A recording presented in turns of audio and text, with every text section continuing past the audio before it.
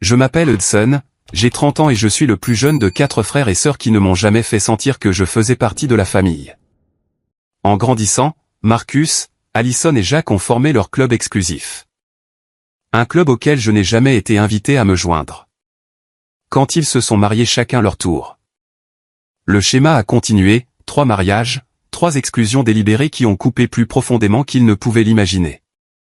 Maintenant fiancé à ma merveilleuse fiancée, Sophia, je planifie notre mariage avec une seule idée en tête.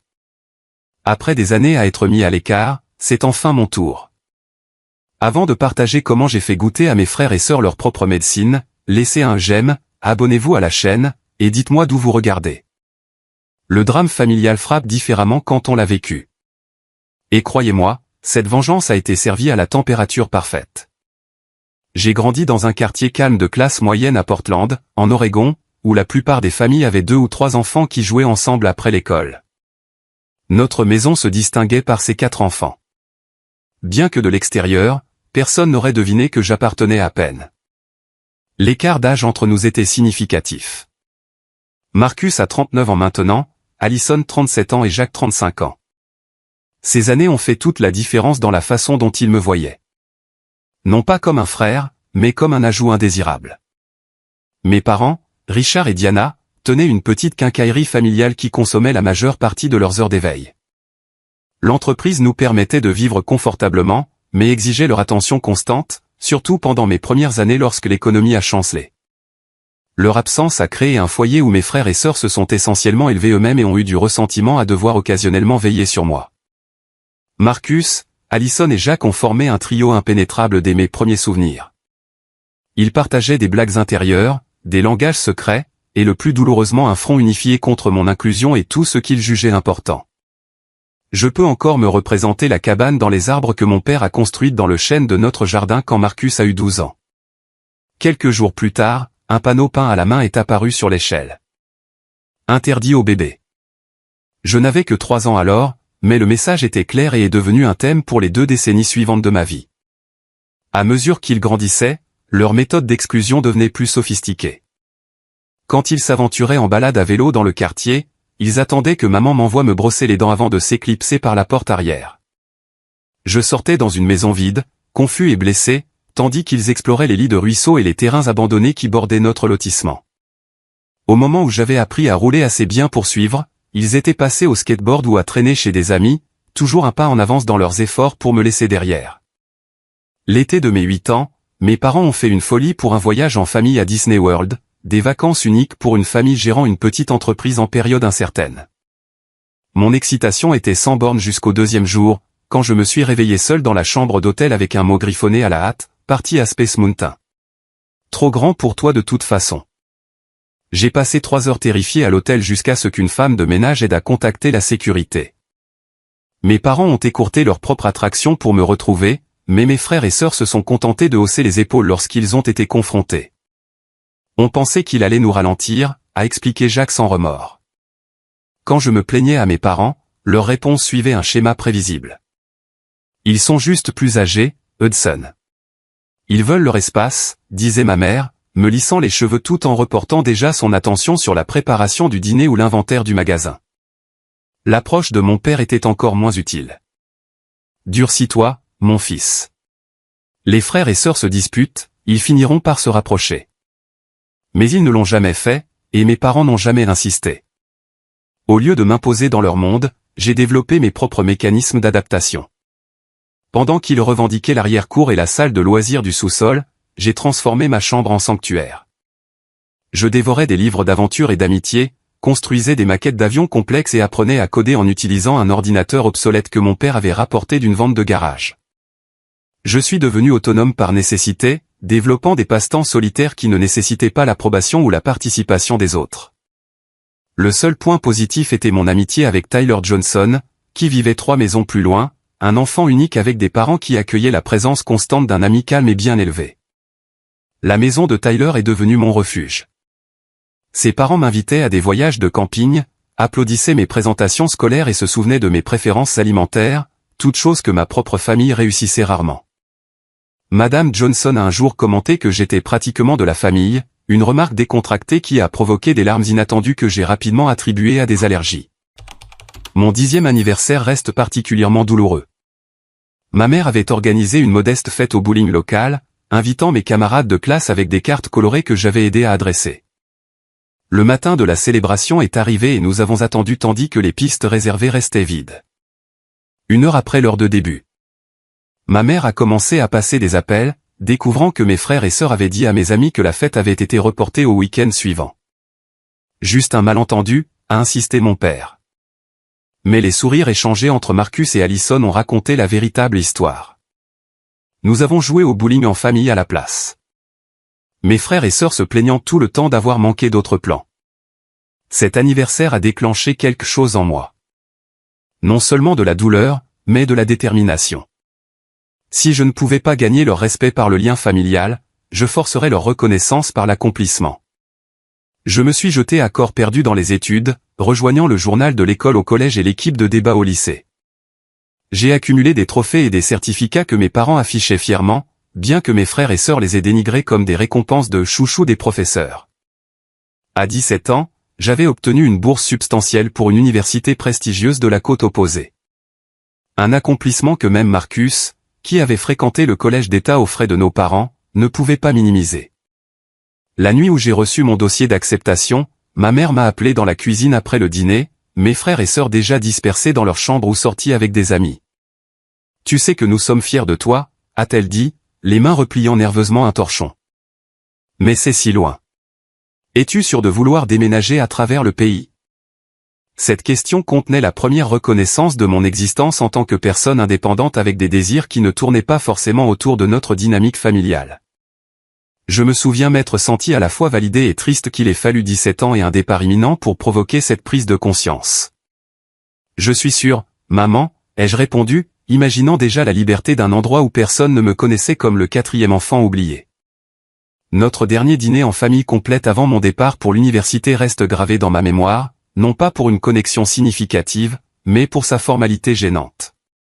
Mes parents avaient insisté pour que tout le monde soit présent, ce qui a entraîné un repas inconfortable où mes frères et sœurs vérifiaient leur téléphone sous la table et offraient des félicitations monosyllabiques lorsqu'on les y incitait. Je suis parti pour l'école la semaine suivante avec un curieux mélange d'excitation et de soulagement. Sentant déjà que la distance pourrait être ma meilleure défense contre une vie entière de rejets subtils. Dès ma 2e année d'université, j'avais créé une vie qui me semblait authentiquement la mienne. Ma spécialisation en études de communication jouait sur mes forces. Les professeurs appréciaient mon travail approfondi, et j'avais noué des amitiés solides avec des gens qui aimaient réellement ma compagnie. À 5000 km de Portland, je pensais rarement aux frères et sœurs qui avaient passé des années à me faire sentir invisible. L'appel téléphonique de ma mère en novembre a perturbé cette paix durement gagnée. Marcus a demandé Nathalie en mariage le week-end dernier, a-t-elle annoncé, sa voix débordant d'excitation. Il prévoit un mariage en juin. Mon frère sortait avec Nathalie depuis près de 3 ans, donc la nouvelle n'était pas surprenante. Mais ma réaction m'a pris au dépourvu. Malgré tout, une lueur d'espoir s'est allumée. Un mariage, un nouveau départ, un nouveau membre de la famille, une opportunité de réinitialiser notre relation en tant qu'adulte plutôt qu'en tant qu'enfant rancunier. C'est une excellente nouvelle, ai-je répondu avec un enthousiasme sincère. Je vais vérifier mon emploi du temps d'examen, mais je devrais pouvoir revenir pour un long week-end en juin. Ma mère a émis un son affirmatif avant de changer de sujet pour mes cours. Avec le recul, j'aurais dû reconnaître son évasivité comme l'avertissement qu'elle était. Les vacances de Thanksgiving m'ont ramené à la maison pour la première fois depuis l'été. La maison semblait plus petite d'une certaine manière. Ma chambre d'enfant était conservée, mais donnait l'impression d'appartenir à quelqu'un d'autre. Marcus et Nathalie nous ont rejoints pour le dîner, apportant des magazines de mariage brillants et des brochures de lieux qui ont dominé la conversation. Nous pensons au jardin au bord de la rivière. Nathalie s'est exclamée, montrant des photos d'un lieu élégant aux murs de verre surplombant la rivière Willamette. Ils ont la vue la plus incroyable sur le coucher de soleil pour la réception. Marcus semblait différent autour d'elle, plus doux, plus animé. Il m'a même reconnu en me posant des questions sur l'école. Et pendant un bref et stupide instant, j'ai imaginé que mon frère avait dépassé les rancunes de l'enfance quand Nathalie a mentionné avoir besoin d'aide pour assembler des sacs de bienvenue pour les invités venant de l'extérieur. Je me suis porté volontaire immédiatement, impatient de contribuer. C'est tellement gentil, Hudson, a-t-elle dit, touchant mon bras. Nous garderons certainement cela à l'esprit. Plus tard ce soir-là, en aidant ma mère à débarrasser la vaisselle, j'ai entendu Marcus dans le salon avec Allison et Jacques, leur voix portant à travers la bouche d'aération. Qu'est-ce qu'on fait avec le problème du gamin, a demandé Allison, un terme qui m'a instantanément ramené aux vacances en famille où j'étais toujours le défi logistique. Je m'en occupe, a répondu Marcus, sa voix plus basse. Le lieu a des limites strictes d'invités, donc nous utilisons ça. Il va y croire? Jacques semblait sceptique. Pourquoi pas?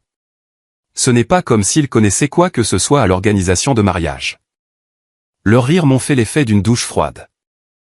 20 ans, à mi-chemin de l'université, et toujours le problème du gamin à gérer et à écarter.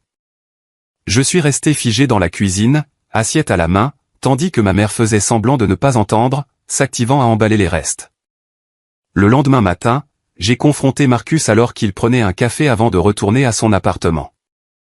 Mes parents et mes frères et sœurs dormaient encore, nous offrant un rare moment seul. Je vous ai entendu parler hier soir, ai-je dit, allant droit au but à propos du problème du gamin. C'est toujours ce que je suis pour vous? Marcus a eu la décence de paraître momentanément mal à l'aise avant que son expression ne se durcisse en un dédain familier. N'écoute pas aux portes des conversations privées, Hudson. Alors, c'est vrai que vous utilisez de fausses restrictions de lieu pour m'exclure de votre mariage? Il a soupiré, posant sa tasse de café. Écoute, ce n'est pas personnel. Nathalie et moi voulons une certaine ambiance, et la liste d'invités est devenue compliquée avec sa grande famille. Le lieu a des restrictions de capacité. Assez pour inclure tous les cousins et amis universitaires, mais pas ton propre frère. Tu ne l'apprécierais pas de toute façon, a-t-il dit, son ton suggérant qu'il était raisonnable. Ce sont surtout des personnes âgées, la famille de Nathalie, nos amis. Tu t'ennuierais. Ce soir-là, j'ai fait des recherches sur Riverfront Gardens en ligne, trouvant facilement leurs informations de capacité, places assises confortables pour un maximum de 250 invités avec piste de danse.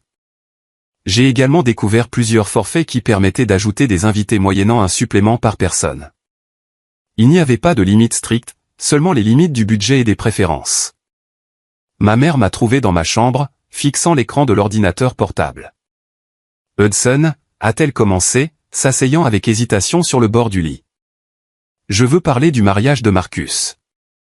Il n'y a rien à dire, ai-je répondu, tournant l'ordinateur portable pour lui montrer les informations sur le lieu. L'excuse de la limite d'invités est un mensonge. Il ne veut juste pas que je sois là.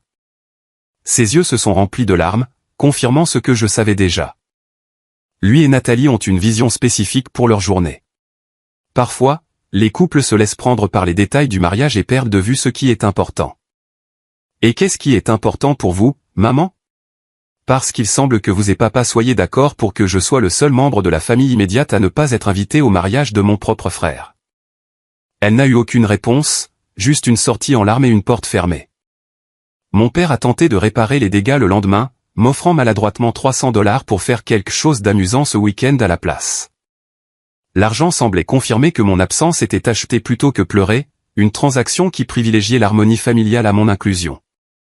Ce Thanksgiving a marqué ma première réalisation dévastatrice. Mes parents n'étaient pas seulement des observateurs passifs de mon exclusion, mais des facilitateurs actifs qui privilégiaient le maintien de la paix avec mes frères et sœurs à ma défense. L'invitation officielle au mariage est arrivée chez mes parents en avril, adressée uniquement à Richard et Diana Walker. Ma mère m'a appelé pour me le dire, sa voix soigneusement neutre, comme si elle annonçait le temps plutôt qu'un autre rejet délibéré. Le week-end de juin du mariage de Marcus m'a trouvé seul dans mon appartement d'été près du campus. Mes colocataires étaient partis en vacances. Instagram et Facebook sont devenus des instruments de torture. Alors que je faisais défiler les photos de membres de la famille en tenue de soirée se rassemblant au lieu que j'avais recherché des mois plus tôt, mon cousin a posté une photo de groupe intitulée « La famille représentée », qui incluait toutes les tantes, oncles et cousins, sauf moi. Une semaine plus tard, Marcus a envoyé un SMS. Désolé que tu n'aies pas pu venir. Le mariage était super. Nous enverrons des photos quand nous les aurons. Comme si j'avais eu un conflit d'horaire. Comme si la décision avait été la mienne.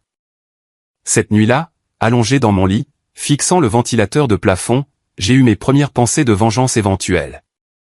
Pas quelque chose de destructeur ou de dramatique, mais une réponse karmique parfaite au bon moment. Cependant, j'ai repoussé ces pensées, me concentrant plutôt sur la construction d'une vie où je n'avais pas besoin de l'approbation ou de l'inclusion de personnes qui avaient passé 2 décennies à prouver que je ne comptais pas pour elles. 2 ans se sont écoulés dans un tourbillon de réussites universitaires et d'indépendance croissante. Au cours de ma dernière année, j'ai obtenu un stage en marketing prometteur auprès d'une entreprise technologique de Seattle qui garantissait pratiquement un emploi à temps plein après l'obtention de mon diplôme. Ma vie prenait forme exactement comme je l'avais prévu, à 5000 km de la famille qui n'avait jamais fait de place pour moi. L'email de ma mère est arrivé pendant la semaine des examens finaux. Allison et Brendan se sont fiancés le week-end dernier. Ils prévoient un mariage en automne. Appelle quand tu peux. Malgré tout, cette lueur d'espoir familière est revenue. Peut-être l'exclusion de Marcus avait-elle été une anomalie, une erreur qu'Allison ne répéterait pas. Après tout, elle avait toujours été légèrement moins hostile que nos frères, m'incluant occasionnellement dans des soirées cinéma quand de meilleures options ne se présentaient pas. Après avoir terminé mes examens, j'ai pris une décision impulsive de rentrer chez moi sans prévenir. Peut-être que le fait de me montrer, d'être physiquement présent au lieu d'une voix distante au téléphone, leur rappellerait que j'étais une vraie personne avec des sentiments, pas seulement une pensée après coup gênante. Je suis arrivé un samedi après-midi, prenant un covoiturage depuis l'aéroport pendant que ma mère était au magasin. La surprise sur son visage quand elle est entrée et m'a trouvé dans la cuisine était un premier véritable moment de joie, puis une anxiété indubitable. « Hudson, nous ne vous attendions pas avant le mois prochain », s'est-elle exclamée, posant les sacs d'épicerie. Je pensais surprendre tout le monde, ai-je répondu, aidant à déballer les courses. Où est papa? Au golf avec ses amis. Et Allison est, elle a fait une pause alors que la porte d'entrée s'ouvrait, révélant ma sœur et son fiancé, Brendan, serrant des magazines de mariage et des échantillons de tissu. Allison s'est figée un instant avant que son expression ne devienne quelque chose qui ressemblait à de la panique. Hudson, qu'est-ce que tu fais ici? Je vous surprends? Félicitations pour vos fiançailles. J'ai tendu la main à Brendan, qui semblait confus par l'attention. Je suis Hudson, le frère d'Allison. Ah. Bien sûr, a-t-il dit en me serrant la main. Allison a mentionné que vous étiez à l'université dans l'Est. M'a mentionné? C'est déjà ça, ai-je répondu avec une légèreté forcée. Allison a vérifié sa montre avec une préoccupation exagérée. Nous avons en fait un rendez-vous avec le fleuriste dans 20 minutes. Nous nous sommes juste arrêtés pour prendre les échantillons de couleurs. Avant que je ne puisse répondre, ils ramassaient leurs affaires et inventaient des excuses hâtives. Brendan avait l'air déconcerté mais suivait Allison qui le poussait pratiquement vers la porte. Nous devrions nous rattraper plus tard, ai-je appelé après eux. Bien sûr, oui, absolument, a-t-elle répondu sans se retourner. Ma mère s'est affairée à ranger les courses, évitant mon regard. Ils sont très occupés par la planification du mariage, a-t-elle dit faiblement. Je vois, ai-je répondu. Peut-être pourrais-je aider. J'ai de l'expérience en design grâce au stage en marketing. Je pourrais aider avec le site web ou les invitations. Le malaise sur le visage de ma mère m'a tout dit avant même qu'elle ne parle. Oh, ma chérie, c'est gentil. Mais Allison est très particulière. Elle et sa colocataire de collège s'occupent de tout ça. Maman, ai-je dit doucement. Allison a-t-elle l'intention de m'exclure de son mariage aussi? Elle a abandonné les courses, s'asseyant lourdement à la table de la cuisine. Ce n'est pas exactement ça. Elle planifie ce qu'elle appelle un mariage entre amis seulement. Très décontracté, juste leur cercle social proche. Entre amis seulement, signifie généralement pas de famille du tout, ai-je souligné. Est-ce le cas? Son silence fut accablant. Au cours des 2 jours suivants, j'ai reconstitué la vérité grâce à des questions minutieuses posées aux membres de la famille élargie. Grands-parents, tantes, oncles, cousins, tous avaient reçu des cartes, réservé la date, pour la célébration intime d'Allison dans un vignoble rustique. Le seul membre de la famille non inclus était moi. J'ai confronté Allison à son appartement, lui ayant envoyé un SMS cette fois pour éviter une autre fuite hâtive. Dis-moi juste la vérité, ai-je dit, debout dans son salon méticuleusement décoré. Pourquoi suis-je le seul membre de la famille exclu de ton mariage soi-disant entre amis seulement? Elle a soupiré dramatiquement, comme si je créais un problème déraisonnable. Hudson, ce n'est rien de personnel. Tu ne t'intégrerais simplement pas à mes amis. Tu ne les connais pas. Tu ne partages pas notre histoire. Je ne connais pas la famille de Brendan non plus, mais ils sont invités. C'est différent. C'est sa famille et je suis la tienne, ai-je rétorqué, ma voix se brisant légèrement. Que tu le veuilles ou non, quelque chose dans son expression s'est durci. Écoute, ce n'est pas nouveau. Nous n'avons jamais été proches. Marcus, Jacques et moi avons grandi ensemble, nous avons le groupe de discussion, les blagues intérieures, les expériences partagées. Tu étais toujours juste là, en périphérie. Vous avez un groupe de discussion? La révélation n'aurait pas dû faire aussi mal qu'elle l'a fait. Elle a roulé des yeux. Depuis le lycée, on l'appelle -1. Au moment où les mots ont quitté sa bouche, elle a eu la grâce d'avoir l'air légèrement honteuse. -1, ai-je répété, le sens limpide. Eh bien, merci pour l'honnêteté, je suppose, Hudson. Ne fais pas de ça une affaire plus importante qu'elle ne l'est. C'est juste une fête. Ce n'est pas juste une fête. C'est un choix délibéré de m'exclure des événements familiaux encore et encore. Et le pire, maman et papa vous ont laissé faire. Elle n'a eu aucune réponse à cela. Juste un haussement d'épaule inconfortable avant de vérifier l'heure et de mentionner un autre rendez-vous. De retour chez mes parents, leur défense était encore plus faible que lors du mariage de Marcus. Mon père a tenté d'expliquer qu'Alison avait toujours été têtue, tandis que ma mère a suggéré que je me concentre sur les aspects positifs des liens familiaux. Quels aspects positifs, ai-je demandé. Sincèrement curieux de savoir ce qu'elle pouvait bien indiquer. Aucun n'avait de réponse. J'ai écourté ma visite, refusant d'assister au repas de Thanksgiving familial où le mariage d'Alison dominerait sans aucun doute la conversation. Au lieu de cela, j'ai accepté l'invitation de Tyler à rejoindre sa famille à Chicago, où il fréquentait maintenant l'université. Le contraste entre l'accueil chaleureux de la famille Johnson et le froid dédain de la mienne était à la fois réconfortant et douloureux. Quand Noël est arrivé, je suis rentré à la maison seulement parce que ma grand-mère avait spécifiquement demandé que tous ses petits-enfants soient présents pour ce qui pourrait être ses dernières vacances. La réunion de famille forcée a inclus un moment atroce lorsqu'Alison a fait circuler ses photos de mariage professionnel, narrant chaque image tandis que j'étais assis silencieusement, exclu à la fois de l'événement et des souvenirs. J'ai maintenu une expression stoïque tout au long, gardant ma crise de nerfs pour l'intimité de ma chambre d'enfant cette nuit-là. Alors que les larmes coulaient enfin, j'ai pris une résolution du nouvel an, construire ma propre famille grâce à des amitiés et des relations avec des gens qui me voulaient activement dans leur vie, plutôt que de continuer à chercher l'acceptation de ceux qui l'avaient constamment refusé. Après l'obtention de mon diplôme, j'ai accepté le poste à temps plein dans le cabinet de marketing de Seattle où j'avais fait mon stage. Le déménagement à travers le pays semblait symbolique. Non seulement quitter le campus de la côte et qui avait été mon domicile temporaire, mais créer une distance géographique permanente par rapport aux dynamiques familiales qui avaient défini mon enfance. Seattle me convenait. L'énergie créative de l'industrie technologique correspondait à mes ambitions, et la réputation de la ville pour ses habitants polis mais réservés signifiait que je pouvais établir des liens à mon propre rythme. 6 mois après mon nouveau poste, j'ai rencontré Sophia lors d'un projet collaboratif entre nos départements. Avec des cheveux foncés, un esprit vif et une gentillesse qui ne semblaient jamais forcés, elle ne ressemblait à personne que j'avais fréquenté à l'université. Notre relation a progressé naturellement, les dîners en semaine évoluant en randonnée le week-end et finalement la rencontre de sa famille très unie qui vivait juste à l'extérieur de la ville. La maison Lou fonctionnait avec une chaleur et une inclusion qui m'ont initialement mis mal à l'aise simplement parce que c'était si peu familier. Les parents de Sophia insistaient pour que je me joigne à leurs dîners dominicaux hebdomadaires. Son père m'enseignant à faire de bonnes boulettes pendant que sa mère gardait mon thé préféré dans leur garde-manger. Ta famille doit te manquer sur la côte opposée, a commenté un jour Monsieur Lou. Son hypothèse de liens familiaux normaux était à la fois touchante et douloureuse. Nous ne sommes pas particulièrement proches, ai-je répondu, me concentrant intensément sur le pliage de la pâte à boulettes. C'est pendant cette période paisible de construction de ma propre vie que le message de groupe familial, celui où j'étais réellement inclus, a sonné avec l'annonce de Jacques. A demandé Kristen en mariage hier. Elle a dit, oui, prévoit un mariage au printemps prochain. Des messages de félicitations ont inondé le fil de discussion de la part des parents, de la famille élargie, et bien sûr, de Marcus et Alison. J'ai fixé mon téléphone, me demandant comment réagir.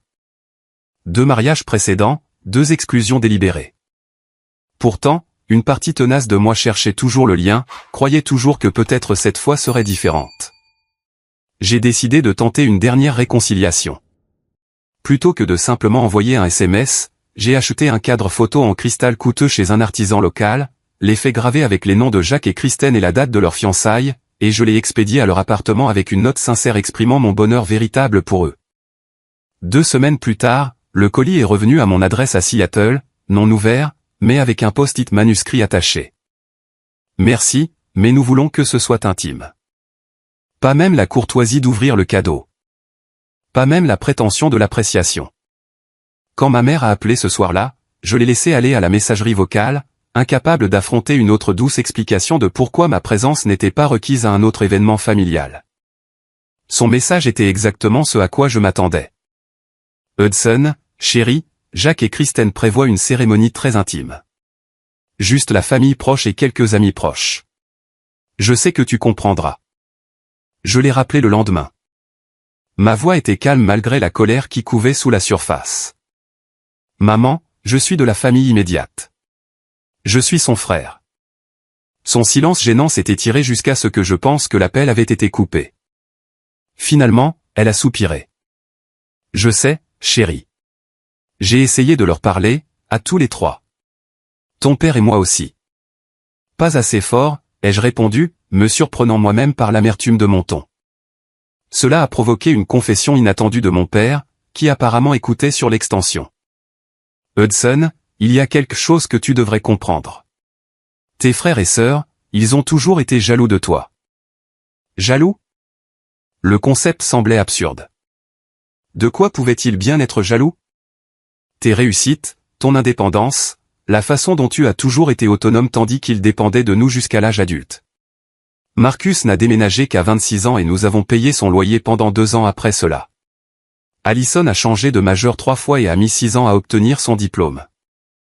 Jacques a à peine terminé le collège communautaire. Et cela est censé excuser le fait qu'il me traite comme si je n'existais pas. Non, a interrompu ma mère. Nous n'excusons pas ça. Nous essayons de l'expliquer. Eh bien, vos explications arrivent 20 ans trop tard, ai-je répondu, mettant fin à l'appel avant que l'émotion ne me submerge. La curiosité m'a poussé à chercher en ligne des informations sur le mariage de Jacques. En quelques minutes, j'ai découvert un site web de mariage détaillé avec des sections protégées par mot de passe pour les invités. La partie publique révélait des projets pour une célébration somptueuse avec 200 invités dans un complexe de montagne. Tant pis pour la cérémonie intime. Plus troublant que le mensonge était la section « Notre histoire », présentant des photos de famille au fil des ans, la remise des diplômes de Jacques, les vacances en famille, les réunions de vacances, toutes soigneusement sélectionnées pour exclure toute trace de mon existence. Un étranger consultant le site supposerait que Jacques était le plus jeune de 3 frères et sœurs, et non de 4. J'ai appelé Jacques directement, ce que je faisais rarement. À ma surprise, il a répondu. Hudson, c'est inattendu. J'ai vu votre site web de mariage, ai-je dit, sautant les plaisanteries. Intéressant comme vous m'avez effacé de l'histoire familiale. Il a soupiré, sans prendre la peine de le nier. Que voulez-vous que je dise? Ces photos représentent nos expériences partagées. Des expériences dont vous m'avez délibérément exclu, même quand j'étais physiquement présent. Vous m'avez recadré de la photo de Noël de 2013. J'étais juste à côté de papa. Écoute, a dit Jacques, son ton soudain direct. Je vais être honnête d'une manière que Marcus et Allison n'ont pas été. Nous ne t'avons jamais considéré comme faisant partie de notre groupe. Nous avons grandi ensemble, nous 3, à l'école primaire, au collège, au lycée. Tu n'étais qu'une pensée après coup, le gamin qui est arrivé quand nous avions déjà établi notre dynamique. La cruauté de son honnêteté était en quelque sorte pire que les précédentes prétentions. J'avais 3 ans de moins que toi, Jacques, pas une espèce différente. Vous avez choisi de m'exclure à chaque tournant. Et nous faisons toujours ce choix, a-t-il répondu. Je n'attends pas de toi que tu comprennes. Oh, je comprends parfaitement. Et un jour, tu comprendras peut-être aussi. J'ai raccroché, les mains tremblantes d'une combinaison de rage et de résolution. Cette conversation représentait la goutte d'eau qui a fait déborder le vase. Non seulement une autre exclusion, mais l'aveu sans équivoque que cela avait toujours été délibéré. J'ai rédigé un email soigné à mes parents expliquant que j'avais besoin de prendre mes distances avec toute la famille. Leur réponse a été de suggérer une thérapie familiale, une solution en retard de 25 ans et rapidement rejetée par mes frères et sœurs qui ne voyaient aucun problème à résoudre. La confirmation finale que la distance était nécessaire est venue pendant les vacances lorsque la carte annuelle de mes parents est arrivée, avec une photo de famille prise pendant le week-end du mariage de Jacques. Les 3 frères et sœurs et mes parents souriant en tenue de soirée sans aucune reconnaissance de mon absence. Pas même une photo séparée de moi incluse. C'était comme si je n'avais pas seulement été exclu de l'événement, mais effacé de la famille entière. Montrer la carte à Sophia a provoqué sa première véritable colère en ma faveur. Enfant unique élevé par des parents qui la chérissaient, elle a trouvé le comportement de mes frères et sœurs incompréhensible et le laxisme de mes parents impardonnable. « Ils ne te méritent pas », a-t-elle déclaré platement, jetant la carte dans la poubelle de recyclage. La famille n'est pas seulement un ADN partagé. C'est être présent. C'est faire de la place. C'est se célébrer mutuellement. Son indignation m'a donné la permission pour la mienne. Et cette nuit-là est devenue un tournant. Blotti sur notre canapé, je me suis enfin permis de ressentir pleinement la douleur accumulée des décennies. Non seulement les exclusions des mariages, mais chaque commentaire dédaigneux, chaque oubli intentionnel, chaque moment où on m'a fait sentir que mon existence était un inconvénient plutôt qu'une joie. Sophia m'a tenu pendant cette crise, et au matin, quelque chose avait changé. La douleur constante de chercher l'approbation de personnes déterminées à la refuser avait commencé à s'apaiser, remplacée par la certitude que je méritais mieux. Je méritais la famille que je construisais, des amis qui choisissaient ma compagnie, des collègues qui valorisaient mes contributions, et surtout, Sophia, qui m'aimait sans réserve ni condition. 2 ans se sont écoulés avec un contact minimal avec ma famille. Des échanges de SMS occasionnels avec mes parents, des appels d'anniversaire qui restaient superficiels, et un silence complet de mes frères et sœurs. Pendant ce temps, ma carrière a prospéré alors que j'étais promu directeur créatif, gérant une équipe qui produisait constamment des campagnes primées. Plus important encore, ma relation avec Sophia s'est approfondie à travers les défis et les célébrations. Quand une alerte sanitaire a envoyé son père à l'hôpital, j'ai pris un congé pour aider la famille à gérer les décisions médicales. Quand ma présentation a permis à notre agence de remporter un client majeur, Sophia a organisé un dîner surprise avec des amis pour célébrer. Nous avons construit des rituels et des souvenirs qui sont devenus le fondement de notre vie commune. Pour notre 2e anniversaire, j'ai planifié un voyage de randonnée d'un week-end au Mont-Rainier, l'évasion en plein air préférée de Sophia. Alors que le lever du soleil peignait le pic enneigé d'une lumière dorée, je me suis agenouillé sur le sentier de montagne et je lui ai demandé de m'épouser. La bague, un saphir entouré de petits diamants, a capté la lumière du matin alors que des larmes remplissaient ses yeux. « Oui » a-t-elle murmuré, puis a crié extatiquement au paysage montagneux vide. « Oui ». Ce soir-là, après le champagne de célébration et les appels à sa famille ravie, la question inévitable s'est posée. « Devrions-nous appeler tes parents » a demandé Sophia doucement, sachant le terrain compliqué dans lequel nous entrions. J'ai hésité. « Demain. Ce soir, c'est juste pour nous et ta famille. » Elle a hoché la tête, comprenant sans jugement. « Et quand nous commencerons à planifier, que veux-tu faire de tes frères et sœurs ?» La question planait entre nous, l'éléphant dans la pièce qu'il faudrait aborder. Honnêtement, je ne sais pas encore, ai-je admis. Une partie de moi veut être la personne la plus grande. Une autre partie se souvient exactement de ce que c'était d'être le seul membre de la famille non invité à 3 mariages différents. « Quoi que tu décides, je te soutiens », m'a-t-elle assuré, sa main chaude dans la mienne. « Ce sont ta famille, mais c'est notre mariage. Nous faisons les règles. » Le lendemain, j'ai appelé mes parents pour leur annoncer la nouvelle. Leur joie sincère s'est clairement manifestée. Ma mère pleurant des larmes de joie et la voix de mon père rude d'émotion. Aucun des deux n'a mentionné mes frères et sœurs avant la toute fin de l'appel. « As-tu déjà prévenu Marcus, Alison et Jacques » a demandé ma mère avec hésitation. « Non » ai-je répondu honnêtement. « Je ne suis pas sûr de le faire. » Le silence qui a suivi en a dit long. Finalement, mon père s'est raclé la gorge. « Ils ont changé, Hudson, depuis que tu es parti. Je pense qu'ils ont réalisé certaines choses. » C'est bon à entendre, ai-je répondu avec neutralité. Mais ça n'efface pas le passé. Après l'appel, j'ai posté une simple annonce de fiançailles sur les réseaux sociaux, la plateforme que mes frères et sœurs utilisaient le plus activement. En quelques heures, des commentaires de félicitations sont apparus de la part d'amis, de collègues et de la famille élargie. Il n'y avait aucune réaction notable de Marcus, Allison ou Jacques, bien que je savais qu'ils avaient vu le message. 3 jours plus tard, ma mère a de nouveau appelé, sont-on prudent? Tes frères et sœurs ont vu ton annonce de fiançailles.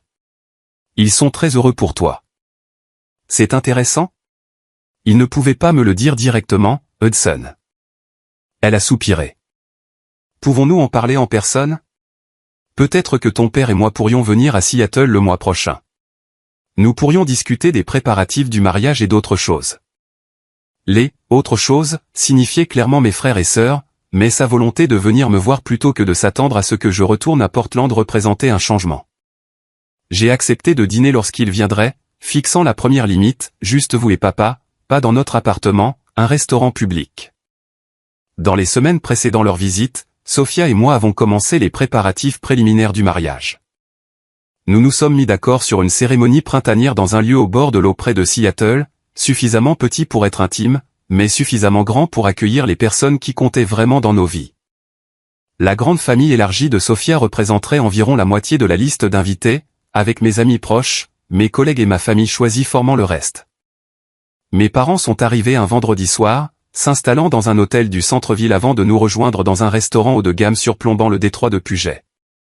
Ma mère m'a serré fort dans ses bras, son parfum déclenchant des souvenirs d'enfance que je croyais oubliés depuis longtemps. Mon père, plus grisonnant et légèrement courbé, m'a tapé l'épaule avec une émotion inhabituelle. Après avoir commandé, ma mère a tendu la main sur la table pour me serrer la main. Nous sommes si fiers de toi, Hudson.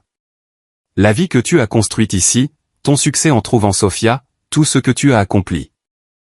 Merci, ai-je répondu, sincèrement ému par sa sincérité. Nous vous devons des excuses, a dit mon père, me surprenant par sa franchise. Ta mère et moi avons beaucoup réfléchi depuis que tu as pris du recul par rapport aux réunions de famille. Nous t'avons déçu. Nous avons permis à tes frères et sœurs de t'exclure à plusieurs reprises, et nous avons privilégié le maintien de la paix au détriment de la défense de ce qui était juste. La simple reconnaissance, tant d'années après, a provoqué un serrement inattendu dans ma gorge. Pourquoi maintenant, ai-je réussi à demander? Pourquoi reconnaître cela après tout ce temps? Parce que te perdre de nos vies nous a fait réaliser ce que nous avions fait, a répondu ma mère, les larmes aux yeux. La chaise vide pendant les fêtes, le silence là où tes nouvelles devraient être. Nous avons finalement compris ce que tu devais ressentir toutes ces années, présent mais invisible. Leurs excuses semblaient sincères. Leurs regrets palpables. À travers la nappe blanche et les bougies vacillantes. Des décennies de douleur ne pouvaient pas se dissoudre en une seule conversation, mais quelque chose a changé en moi. Une volonté de considérer que les gens pouvaient changer, pouvaient reconnaître leurs erreurs, pouvaient faire mieux. J'apprécie ça, ai-je finalement dit. Cela signifie beaucoup de vous l'entendre dire. Nous aimerions vous aider avec le mariage si vous le permettez, a proposé mon père. Financièrement et autrement. Tout ce que vous et Sophia voulez, nous y réfléchirons, ai-je répondu. Pas tout à fait prêt à accepter pleinement leur offre. Alors que le dessert arrivait, ma mère a abordé avec hésitation le sujet que je savais inévitable. Tes frères et sœurs ont posé des questions sur le mariage. Ils veulent savoir s'ils seront inclus. J'ai posé ma fourchette. La paix momentanée perturbée. Après m'avoir exclu de leurs 3 mariages, pourquoi s'attendrait-il à une invitation au mien? Ils regrettent leurs actes, a insisté mon père. Ils ont grandi, Hudson. Te voir construire ta vie sans eux a été un signal d'alarme. Les mots sont faciles, ai-je rétorqué. Ont-ils réellement exprimé ce regret envers moi? L'un d'entre eux m'a-t-il contacté directement? Mes parents ont échangé des regards. Ils ont peur que tu les rejettes, a admis ma mère. Ils savent à quel point ils t'ont blessé. Alors que notre conversation se poursuivait, j'ai réalisé que j'étais à la croisée des chemins. Je pouvais perpétuer le cycle d'exclusion, donnant à mes frères et sœurs exactement ce qu'ils m'avaient donné, un aperçu de ce que c'était d'être des outsiders, les oublier, ou je pouvais briser le schéma, étendre l'invitation qu'ils ne m'avaient jamais offerte. Et potentiellement commencer à guérir des blessures qui avaient suppuré pendant des décennies. À la fin du dîner, je ne m'étais engagé ni dans un sens ni dans l'autre, mais j'avais accepté d'y réfléchir. De retour dans notre appartement cette nuit-là, Sophia et moi avons longuement discuté de la situation. « Qu'est-ce que tu veux vraiment faire ?» a-t-elle demandé, blottie à mes côtés au lit. Non pas ce que tu penses devoir faire ou ce qui leur donnerait une leçon, mais ce qui rendrait notre jour de mariage parfait pour toi. J'ai examiné attentivement sa question. Honnêtement, je veux qu'ils comprennent ce que j'ai ressenti. Je veux qu'ils vivent ce que je leur ai fait subir, mais je ne veux pas devenir comme eux dans le processus. Cette nuit-là, tandis que Sophia dormait à mes côtés, l'inspiration m'est venue. Il y avait une troisième option, un juste milieu parfait qui fournirait à la fois la réponse karmique que je désirais et l'opportunité de croissance que mes parents croyaient que mes frères et sœurs méritaient. Le lendemain matin, j'ai exposé mon plan à Sophia, qui a écouté avec des yeux écarquillés avant d'éclater de rire d'appréciation. « C'est en fait génial », a-t-elle admis. Exactement le bon équilibre entre conséquences et opportunités. Avec son approbation, j'ai commencé la planification détaillée du mariage pour de bon. Nous avons choisi un magnifique lieu au bord de l'eau avec vue sur les montagnes olympiques, choisi une palette de couleurs qui complétait la beauté naturelle du nord-ouest du Pacifique, et créé un site web pour partager les détails avec nos invités. Plus important encore, j'ai élaboré une section spéciale de notre liste d'invités, 3 entrées qui recevraient des invitations très particulières conçues pour délivrer un message puissant en gestation depuis des années. L'exécution de mon plan a nécessité de la précision et une attention aux détails, des qualités que j'ai développées au cours des années de travail professionnel en conception. Pendant que Sophia coordonnait avec les traiteurs et les fleuristes, je me suis concentré sur la création de 3 cartes spécialisées qui ne semblaient être que des invitations de mariage. J'ai sélectionné un papier cartonné épais de couleur crème identique à nos véritables invitations, j'ai commandé la même calligraphe, et j'ai utilisé des enveloppes et des seaux de cire assortis. Pour l'observateur occasionnel, ces 3 pièces seraient indiscernables des véritables invitations envoyées à nos vrais invités. Le contenu, cependant, était soigneusement élaboré pour refléter les excuses que mes frères et sœurs avaient utilisées au fil des ans. Pour Marcus, l'aîné qui avait invoqué des limites strictes d'invités tout en invitant 200 autres. J'ai écrit, Hudson Walker et Sophia vous prie de bien vouloir prendre note qu'en raison de limites strictes d'invités lors de notre prochaine célébration de mariage, nous ne sommes pas en mesure de vous accueillir, vous ou votre conjoint. Bien que d'autres membres de la famille élargie soient présents, nous avons pris la difficile décision de privilégier ceux avec qui nous partageons des liens significatifs. Pour Allison, qui m'avait exclu sous prétexte d'un mariage entre amis seulement tout en invitant tous les autres membres de la famille, sa carte disait « Hudson Walker et Sophia le sont heureux d'annoncer leur célébration de mariage ». Qui inclura les amis et les membres de la famille qui ont constamment montré leur soutien tout au long de notre relation. Comme il s'agit d'un rassemblement de personnes qui se soucient sincèrement de nous deux, nous ne pensons pas que vous vous sentiriez à l'aise dans la communauté authentique que nous avons créée. Pour Jacques, qui avait invoqué une cérémonie intime réservée à la famille immédiate tout en planifiant un événement élaboré, j'ai rédigé « Hudson Walker et Sophia vous invitent à comprendre que notre prochain mariage n'inclura que ceux que nous considérons comme la famille immédiate. Telle que nous la définissons. Bien que cette définition englobe les parents éloignés, les amis proches et les collègues qui ont été présents dans nos vies, elle ne s'étend malheureusement pas aux frères et sœurs qui nous ont systématiquement exclus de leurs événements majeurs. » Chaque carte incluait une petite photo de Sophia et moi entourée de notre famille choisie d'amis, ainsi que la date et le lieu réel de notre mariage. En bas de chaque carte, j'ai ajouté une touche finale, information que vous n'êtes pas invité à utiliser. Le design était magnifique, le message indubitable, l'exécution impeccable. Quand j'ai montré les cartes complétées à mes parents lors de leur dernière journée à Seattle, ils ont d'abord été choqués. Hudson, cela semble dur, a commencé ma mère, lisant la carte de Marcus avec des yeux écarquillés. Est-ce le cas, ai-je rétorqué. Ce sont littéralement leurs propres mots et actions qui leur sont renvoyés.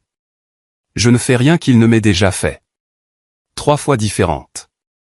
Mon père a étudié chaque carte attentivement avant de hocher la tête lentement. C'est en fait juste.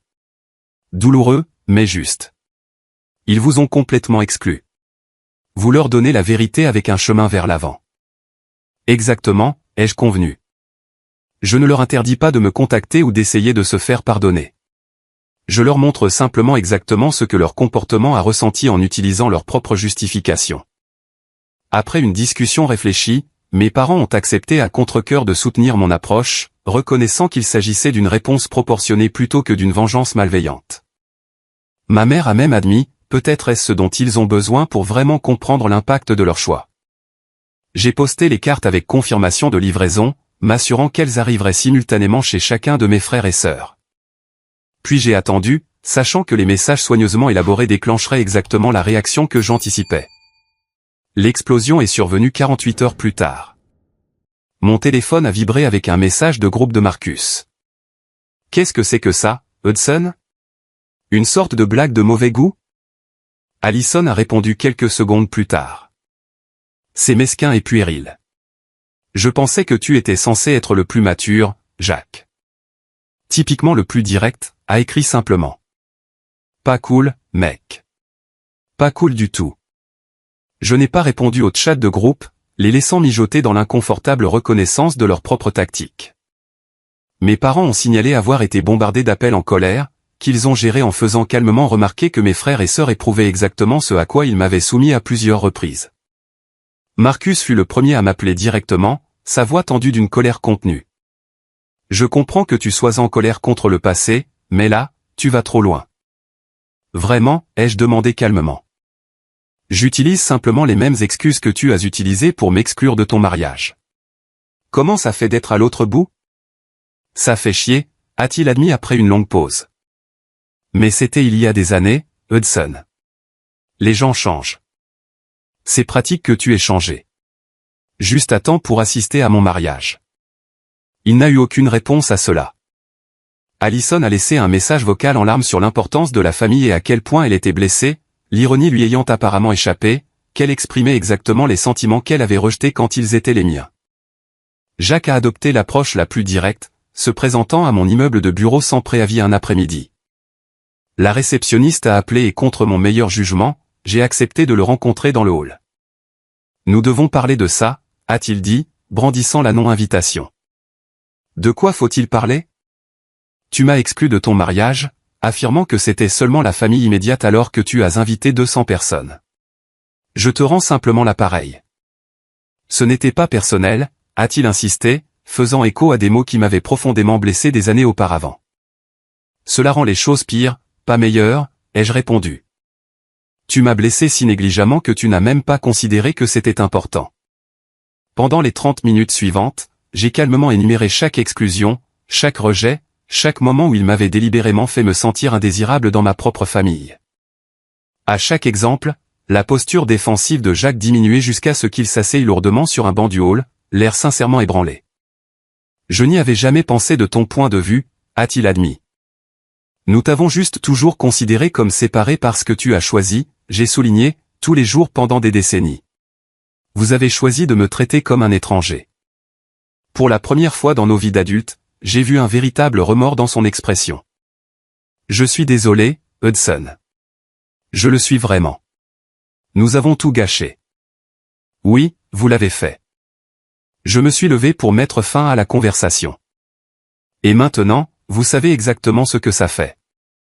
Alors que je me dirigeais vers l'ascenseur, il m'a appelé. Alors c'est ça. Nous ne sommes pas invités, point final. Je me suis retourné brièvement. Les cartes n'étaient pas de vraies invitations, Jack. C'étaient des miroirs. Ce qui se passe ensuite dépend de vous tous.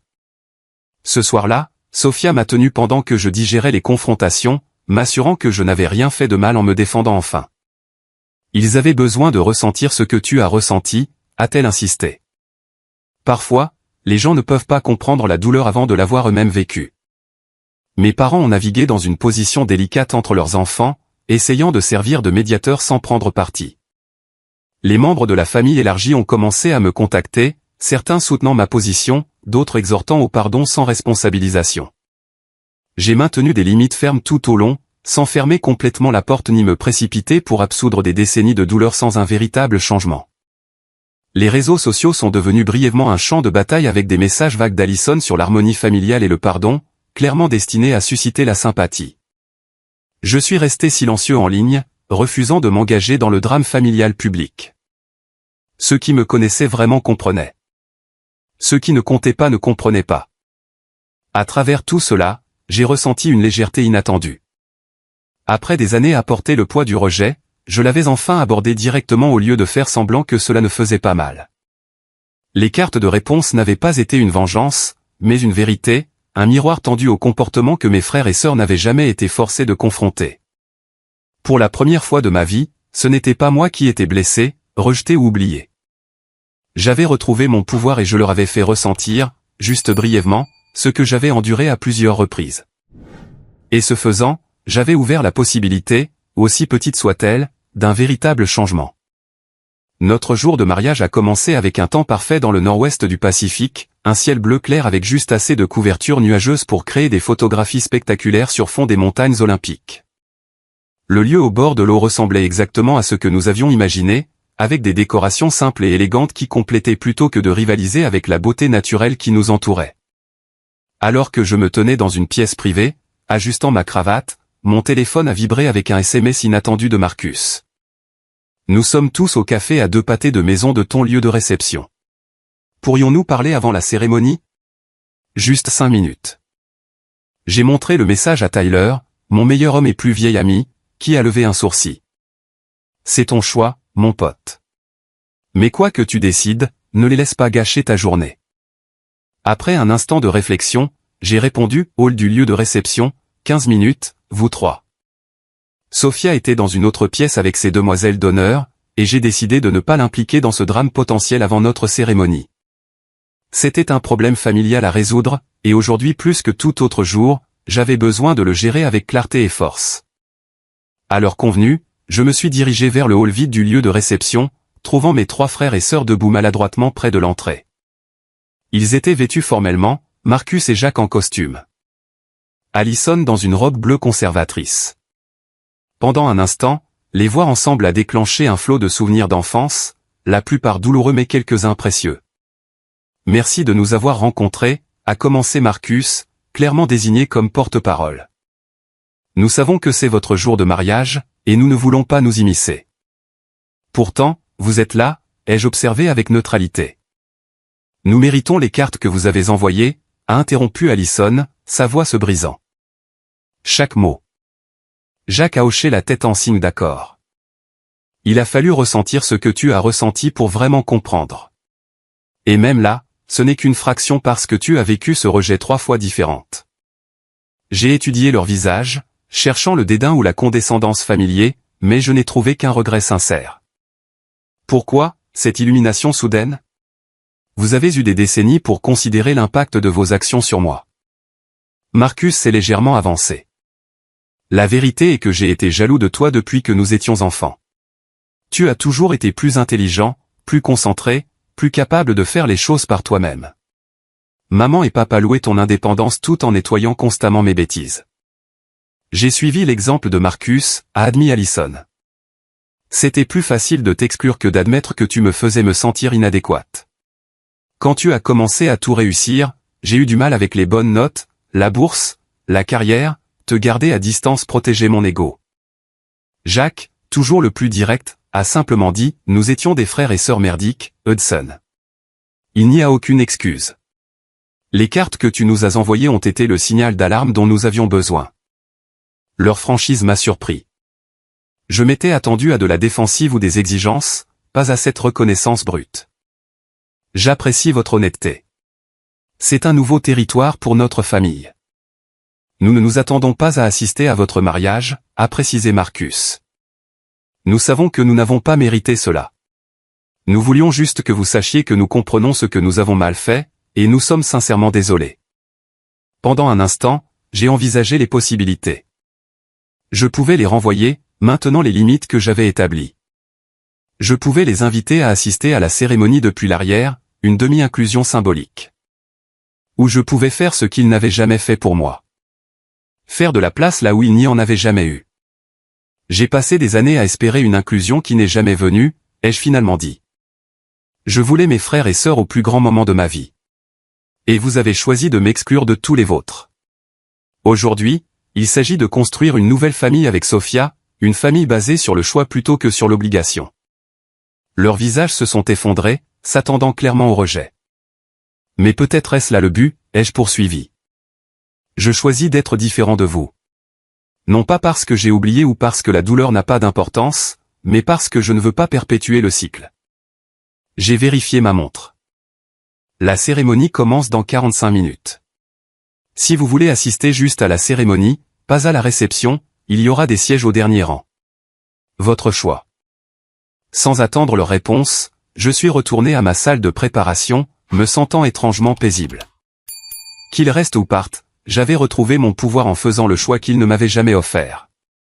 La cérémonie elle-même fut tout ce que nous avions espéré, intime, joyeuse et authentique. Alors que Sophia marchait vers moi au bras de son père, son sourire radieux reflétait tout ce qu'il y avait de bon dans ma vie. Nous avons échangé des vœux que nous avions écrits nous-mêmes, promettant de créer une famille ensemble, de construire des liens plutôt que des murs, de nous choisir chaque jour. Pendant mes vœux, j'ai inclus une phrase qui avait une signification particulière. Je promets de créer avec toi le genre de famille où chacun se sent valorisé, où l'appartenance n'est pas méritée mais librement donnée, où l'amour n'est pas conditionnel mais constant. Du coin de l'œil, je les ai aperçus, 3 silhouettes au dernier rang. Marcus essuyant ses yeux, Allison penchée sur l'épaule de Jacques. Ils avaient choisi de rester, d'être témoins, de respecter mes conditions plutôt que d'imposer les leurs. Le toast de mon père à la petite réception, à laquelle mes frères et sœurs n'ont pas assisté, respectant mes limites, a évoqué le chemin qui nous avait menés à ce jour. Hudson, a-t-il dit, la voix lourde d'émotion, a appris à notre famille ce à quoi ressemble la vraie force. Non pas le genre qui exclut ou diminue les autres, mais le genre qui reste ouvert malgré la douleur, qui construit des ponts là où des murs se dressaient autrefois. Sophia, tu as trouvé un homme qui comprend la vraie valeur de la famille parce qu'il a dû créer la sienne. Nous sommes reconnaissants de faire partie de votre célébration aujourd'hui. La réception a célébré avec ceux qui m'avaient constamment soutenu, Tyler et ses parents qui m'avaient offert un refuge pendant les fêtes difficiles. Des amis d'université qui étaient devenus de la famille, des collègues qui étaient devenus des confidents, et bien sûr, la famille chaleureuse et accueillante de Sophia qui m'avait accepté sans réserve. Alors que nous nous préparions à partir pour notre lune de miel en Nouvelle-Zélande, Sophia m'a serré la main. Des regrets sur la façon dont tu as géré les choses? Aucun, ai-je répondu honnêtement. Pour la première fois, j'ai fixé les conditions d'engagement avec mes frères et sœurs au lieu d'accepter les miettes d'inclusion qu'ils offraient. Quoi qu'il arrive ensuite, ce sera différent grâce à cela. 3 semaines plus tard, de retour de notre lune de miel dans notre appartement rempli de cadeaux de mariage non déballés. J'ai trouvé un SMS de Jacques. Nous organisons un dîner de famille mensuel chez Marcus. Le premier dimanche de chaque mois. Pas de pression, mais il y aura toujours des places pour toi et Sophia si jamais vous voulez vous joindre à nous. J'ai montré le message à Sophia, qui a levé un sourcil. Qu'est-ce que tu en penses? Tu veux y aller? Pas immédiatement, ai-je répondu, mais peut-être un jour. Selon nos conditions, pas les leurs. 6 mois plus tard, nous avons assisté à notre premier dîner de famille, arrivant avec des limites claires, et repartant avec un espoir timide. Les dynamiques avaient visiblement changé. Mes frères et sœurs ont fait de véritables efforts pour m'inclure dans les conversations, ont posé des questions sur notre vie à Seattle et ont montré de l'intérêt à connaître Sophia. Le chemin pour guérir les blessures familiales est long et rarement direct. Certains jours apportaient des progrès, d'autres des revers. Mais les cartes de mariage avaient accompli ce que des décennies de silence n'avaient pas pu faire, forcer mes frères et sœurs à voir réellement l'impact de leur choix et à commencer le travail d'un véritable changement. Le Noël dernier, pour la première fois de ma vie d'adulte, je me suis senti vraiment inclus dans les célébrations familiales. Le moment qui a cristallisé ce changement est arrivé quand Marcus m'a demandé d'aider son fils adolescent avec les candidatures universitaires, valorisant mon expérience et ma perspective. Allison a demandé mon avis sur une idée d'entreprise. Jacques m'a gardé une place à côté de lui au dîner. Des petits gestes peut-être, mais révolutionnaires dans le contexte de notre histoire familiale. Ce que j'ai appris à travers ce voyage, c'est que parfois les gens ont besoin d'expérimenter ce qu'ils infligent avant de pouvoir vraiment comprendre son impact. Ma vengeance n'était pas de leur faire du mal, mais de brandir un miroir qui les a finalement forcés à voir ce qu'ils avaient fait. Et dans ce reflet, ils ont trouvé la motivation de changer. Avez-vous déjà dû tenir tête à des membres de votre famille qui vous ont traité injustement? Auriez-vous géré les choses différemment dans ma situation? Laissez un commentaire ci-dessous pour partager vos réflexions.